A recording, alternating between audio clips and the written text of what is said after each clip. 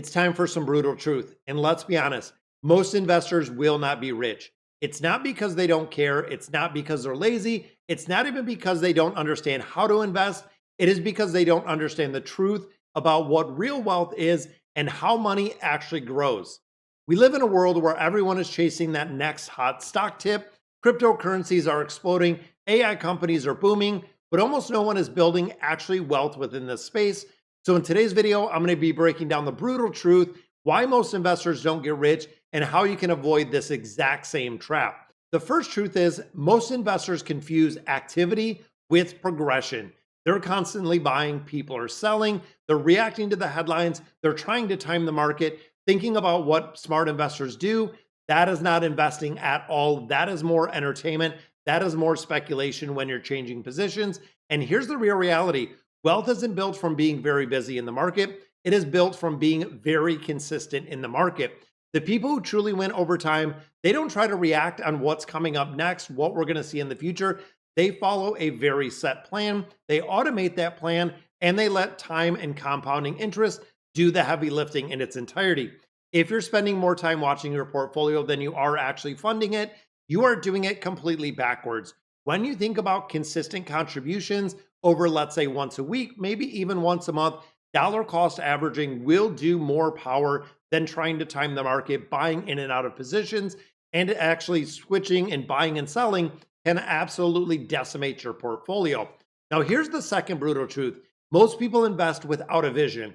This is what I started when I was about 25 years old, investing with absolutely no vision, not knowing where they should invest, how we should invest, and having no idea on what they're investing in. I stress this when it comes to ETFs. I stress it when it comes to cryptocurrency, AI investing. You have to know exactly what you're investing in and what it means to be investing. But people start with no clear goal, no timeline, no purpose behind the numbers. So they are just aimlessly chasing a target that is not there. It's like getting a new car, going in and driving without having any clue where you're going. You might be moving fast, you might be going in a different direction, but it doesn't mean you're going to make anything or really create anything meaningful or really getting to that destination. The real investors, including myself, we think about this a lot differently. They ask, what kind of life am I looking to build?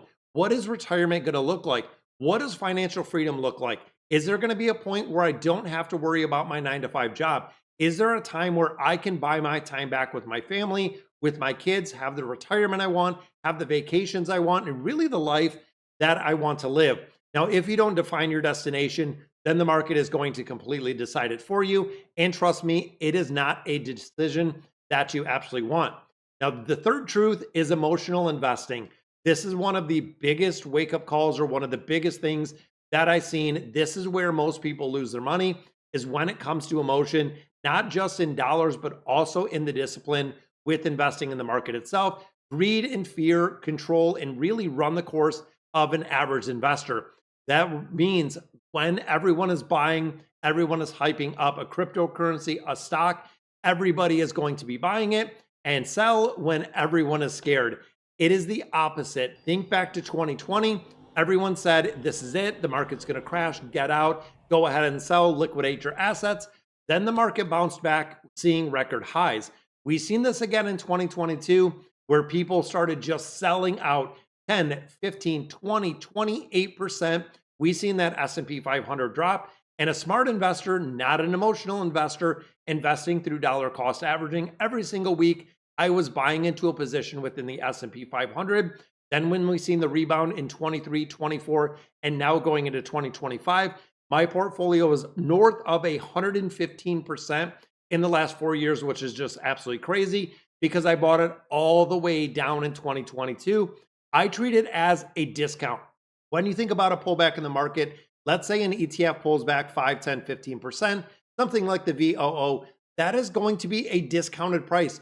You are getting 5, 10, 15, even thinking of 2022, 28% off of an ETF that you know is going to rebound. The US economy has always, through all of history. It's kind of crazy. For real investors, you stay calm, you stay invested through it all, and you stay wealthy. We have our book right back here, The Psychology of Money, breaking out that and really being invested over an extended amount of time. When we start looking at a time frame, let's say for instance, you start investing at 20, you live till you're 85.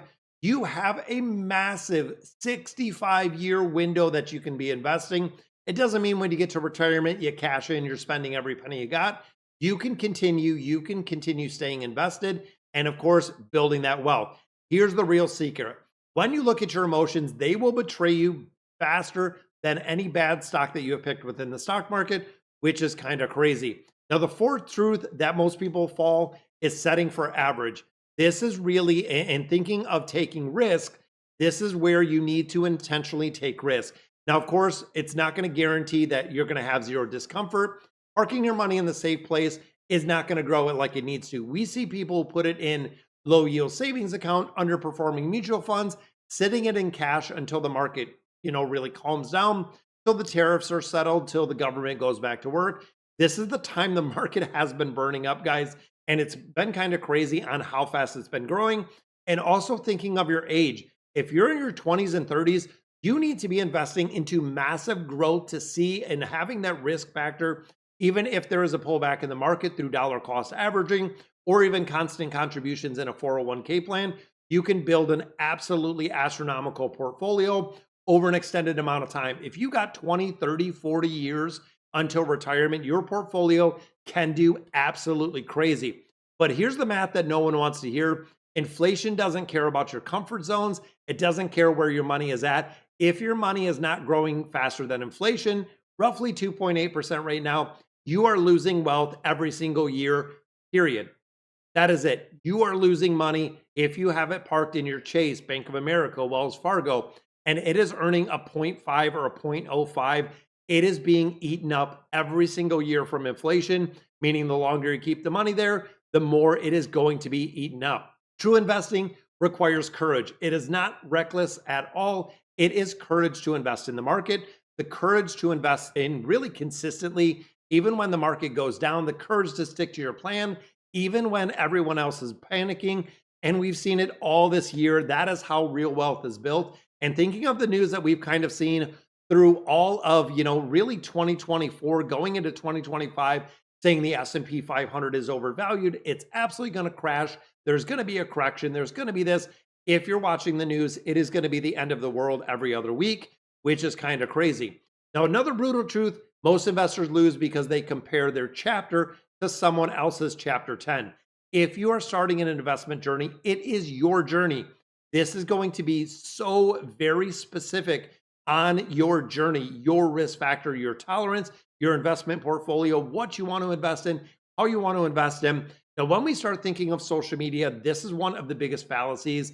When you see posts about tripling your portfolio, I made 1,000% in a day buying all these properties for no money, people feel like they're behind. And we see this a lot when it comes to investing. They chase returns and really take a lot of unnecessary risks that they don't need to, or worse, they give up altogether. They don't invest. They don't even get into the market. Comparison will kill patience. It will absolutely decimate portfolios. Patience is the most valuable asset when it comes to investing, and it is the extended amount of time. The truth is, it isn't a game about how much money and who is making the most in their portfolio this year. It's about who is staying in this game for the longest.